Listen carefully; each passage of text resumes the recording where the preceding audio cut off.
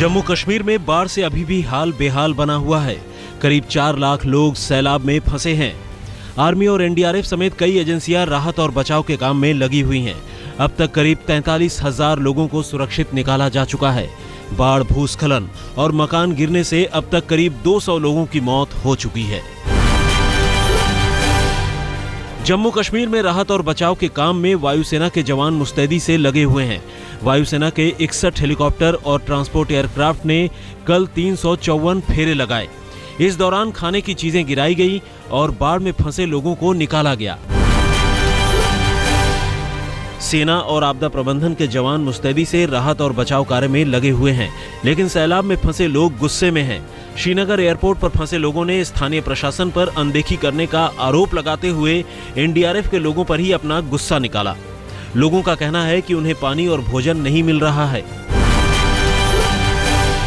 हम तो इतने दिनों से इतनी फैमिलियां हमारी उधर पर हम आपस में ही, अभी देखिए मेरा साला आ रहा है दूर से खाना। गवर्नमेंट ने 11 करोड़ रुपए का पैकेज दिया। मैं गवर्नमेंट से एक रिक्वेस्ट करना चाहता हूँ, 1 करोड़ के लिए आप क्या रबड़ की नावें लाए, हमें बचाइए सेवा। दिल्ली के बीजेपी अध्यक्ष सतीश उपाध्याय ने जम्मू कश्मीर के लिए राहत सामग्री रवाना की। इस मौके पर उपाध्याय ने कहा कि अगर जरूरत पड़ी तो और राहत सामग्री भेजी जाएगी। रियासी के सलाल डैम इलाके में 7 दिनों से बिजली गुल होने के खिलाफ प्रदर्शन कर रहे लोगों पर सीआईएसएफ ने लाठी चार्ज किया। सलाल पावर स्टेशन में घुसने की कोशिश कर रहे प्रदर्शनकारियों को रोकने के लिए सीआईएसएफ के जवानों ने आंसू गैस के गोले छोड़े और हवाई फायरिंग भी की।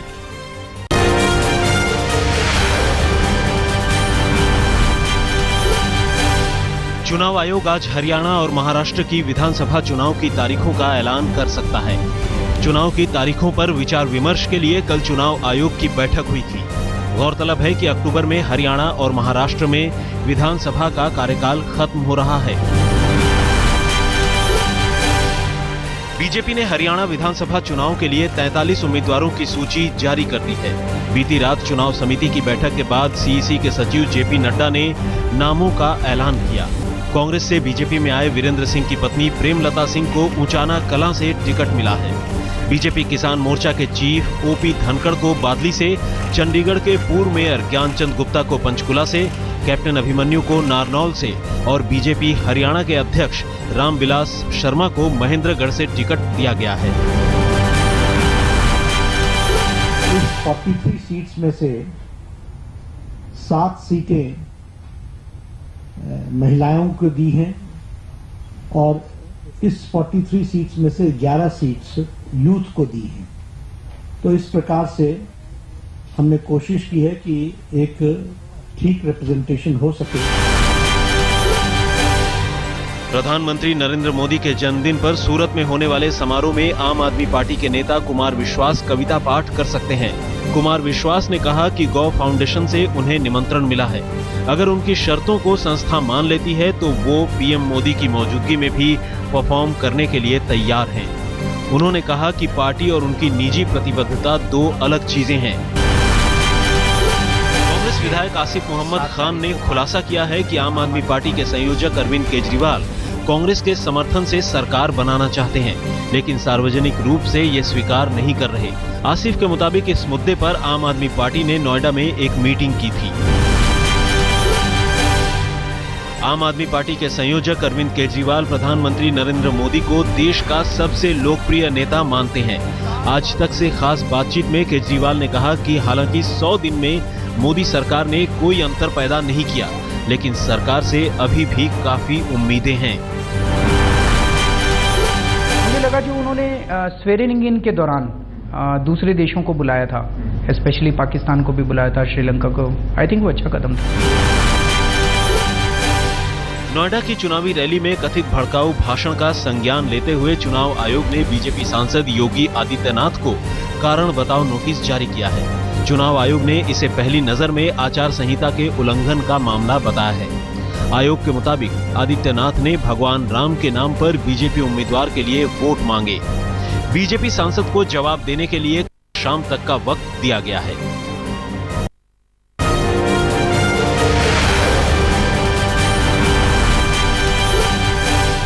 तृणमूल कांग्रेस के सांसद और पश्चिम बंगाल की सीएम ममता बनर्जी के भतीजे अभिषेक बनर्जी को बीजेपी नेता सिद्धार्थ सिंह ने सियासत का नवजात बच्चा कहा है। अभिषेक बनर्जी ने शारदा स्कैम में ममता पर बीजेपी चीफ अमित शाह के हमले का बचाव किया था। ऐसे जो नए बच्चे होते हैं, न्यूबॉर्न बेबीज होते हैं, कहा जाता है कि अच्छा है वो डायपर्स में ही रहें।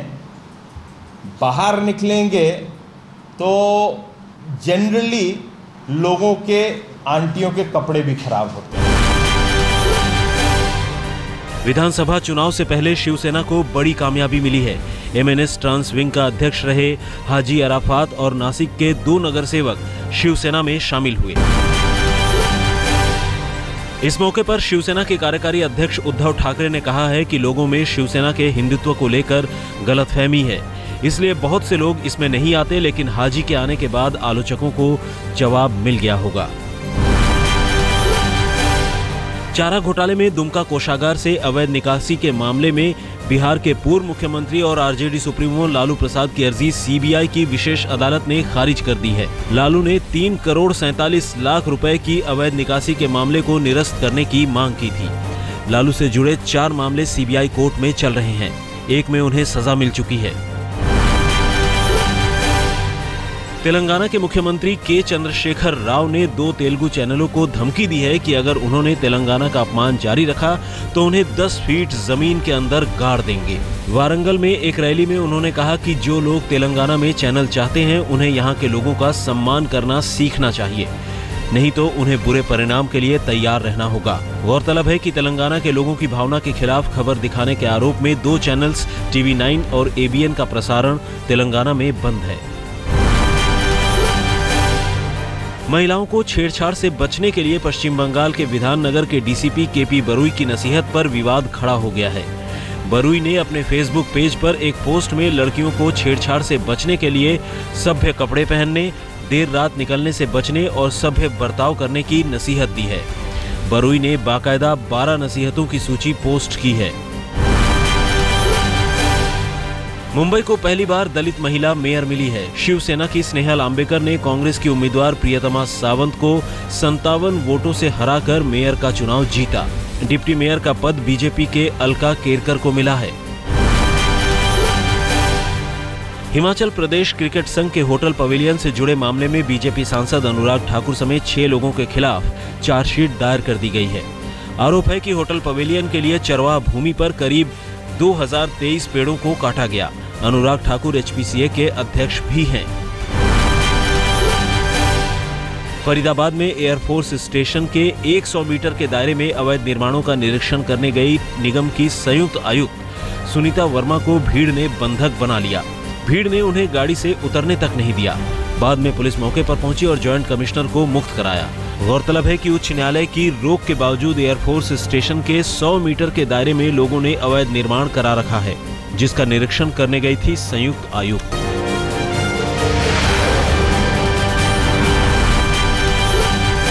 फिल्म प्रोड्यूसर अली मोरानी और करीम मोरानी के मुंबई के जुहू स्थित घर के बाहर हुई फायरिंग की सीसीटीवी फुटेज आज तक के हाथ लगी है। सीसीटीवी में साफ नजर आ रहा है कि मोटरसाइकिल पर सवार 3 लोग एक के बाद एक 5 राउंड फायरिंग करते हैं। इस फायरिंग के पीछे रवि पुजारी का हाथ बताया जा रहा है। फायरिंग 23 सितंबर को रात 10:32 पर हुई थी।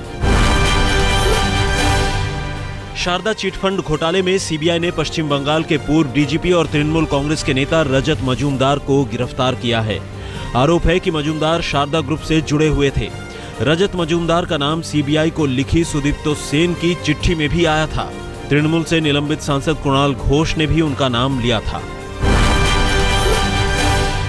सहारनपुर से इंडियन मुजाहिदीन के संदिग्ध आतंकी एजाज शेख की गिरफ्तारी के मामले की जांच सीओ सिटी करेंगे। गौरतलब है कि दिल्ली पुलिस ने 6 सितंबर की रात आतंकी एजाज शेख की सहारनपुर रेलवे स्टेशन से गिरफ्तार करने का दावा किया था। इससे यूपी पुलिस की सक्रियता पर सवाल उठे थे। उधर स्थानीय पुलिस सूत्रों का कहना है कि रेलवे स्टेशन पर लगे 32 सीसीटीवी कैमरों में एजाज की गिरफ्तारी से जुड़ी कोई हरकत कैद नहीं है, लिहाजा मामले की जांच सीओ सिटी को सौंप दी गई है। दिल्ली के पंजाबी बाग से 50 लाख की फिरौती के लिए किडनैप किए गए बिजनेसमैन महेंद्र बंसल के मामले में पुलिस ने 2 और अपहर्ताओं अशफाक रिजवी और मोहम्मद अशरफ को गिरफ्तार किया है। किडनैपिंग के इस मामले में एक जिम ट्रेनर लेडी सहित 3 लोगों को पुलिस ने पहले गिरफ्तार किया था। ग्रेटर नोएडा के कासना कोतवाली के बाहर रोड रेज के बाद कुछ युवकों ने करप्शन फ्री इंडिया फोर्स के अध्यक्ष प्रवीण भारतीय को पीटकर जख्मी कर दिया। प्रवीण की कार में एक इनोवा ने टक्कर मार दी थी। इस पर इनोवा में सवार युवकों से प्रवीण की कहासुनी हो गई। युवकों से बचने के लिए प्रवीण ने अपनी कार कासना कोतवाली की ओर दौड़ा दी, लेकिन कोतवाली गेट पर इनोवा सवार युवकों ने प्रवीण की कार ओवरटेक कर रोक दिया और पिटाई कर फरार हो गए। आरोप है कि मारपीट के वक्त वहां एक दारोगा भी मौजूद था। मुरादाबाद की ठाकुरद्वारा पुलिस ने विधानसभा उपचुनाव के दौरान शांति भंग की आशंका में जिन लोगों पर मुचलका पाबंदी की कार्रवाई की है, उसमें 1 साल के एक बच्चे का भी नाम है। बच्चे के परिजनों ने इस पर हैरानी का इजहार करते हुए पुलिस वालों के खिलाफ कार्रवाई की मांग की है। उधर आला अधिकारियों का कहना है कि अगर आरोप सच है तो संबंधित थाना प्रभारी के खिलाफ कार्रवाई की जाएगी। भोपाल के बड़े तालाब में 2 सगी बहनों ने छलांग लगा दी, जिसमें से एक बहन की मौके पर ही मौत हो गई और दूसरी बहन को गंभीर हालत में हमीदिया अस्पताल में भर्ती कराया गया। पुलिस के मुताबिक छलांग लगाने से पहले दोनों ने एक दूसरे के हाथ भी बांध दिए थे। अब तक ये पता नहीं चल सका है कि दोनों ने ये कदम क्यों उठाया। मध्य प्रदेश में राज्य स्तरीय तैराकी प्रतियोगिता की प्रैक्टिस के दौरान एक सांड के स्विमिंग पूल में कूदने से अफरा तफरी मच गई। काफी मशक्कत के बाद सांड को बाहर निकाला गया।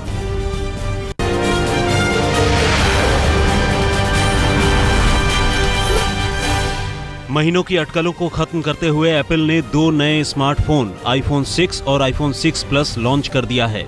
इसके अलावा कंपनी ने अपना पहला स्मार्ट वॉच भी पेश किया है। दोनों ही नए आईफोन अब तक के आईफोन्स के आकार में बड़े लेकिन पतले हैं। ये आईफोन्स 19 सितंबर से अमेरिका, ब्रिटेन और अन्य देशों में बिक्री के लिए उपलब्ध होंगे, जबकि भारत में इसकी बिक्री अक्टूबर के आखिरी हफ्ते से शुरू हो सकती है। एप्पल के 16 GB स्टोरेज वाले आईफोन की कीमत 199 अमेरिकी डॉलर यानी करीब 12,000 रुपए है, जबकि भारत में बिक रहे आईफोन 5S की कीमत 41,500 रुपए है। कनाडा के खोजकर्ताओं ने 1845 में गुम हो गए 2 जहाजों में से एक का मलबा ढूंढ निकाला है। गौरतलब है कि सर फ्रैंकलिन और उनके 128 क्रू मेंबर 2 ब्रिटिश जहाजों के साथ 1845 में अटलांटिक और प्रशांत महासागर के बीच बर्फ में फंस गए थे। तब से दोनों जहाज का पता नहीं चल पाया था और ये रहस्य बना हुआ था।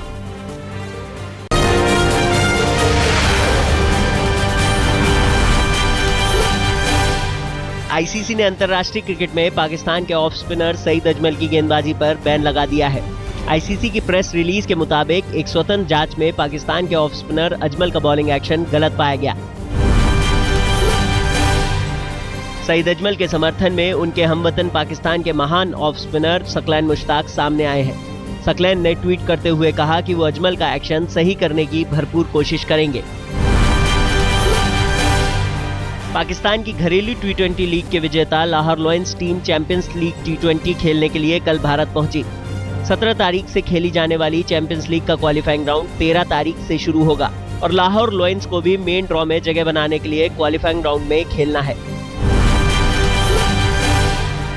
श्रीलंका के क्रिकेटर दिलशान को धर्म परिवर्तन के लिए उकसाने के आरोप में घिरे पाकिस्तानी क्रिकेटर अहमद शहजाद भी लाहौर लायंस के साथ भारत पहुंचे। शहजाद ने उस मसले पर कुछ भी बोलने से इनकार कर दिया, तो वहीं उनके कप्तान मोहम्मद हफीज भी शहजाद पर कुछ भी बोलने से बचते रहे। 2016 रियो ओलंपिक के लिए क्वालिफाई करने वाले भारत की तरफ से पहले खिलाड़ी बने जीतू राय। उन्होंने स्पेन में चल रही शूटिंग वर्ल्ड चैंपियनशिप के 50 मीटर पिस्टल इवेंट में सिल्वर मेडल अपने नाम करते हुए ओलंपिक के लिए क्वालिफाई किया।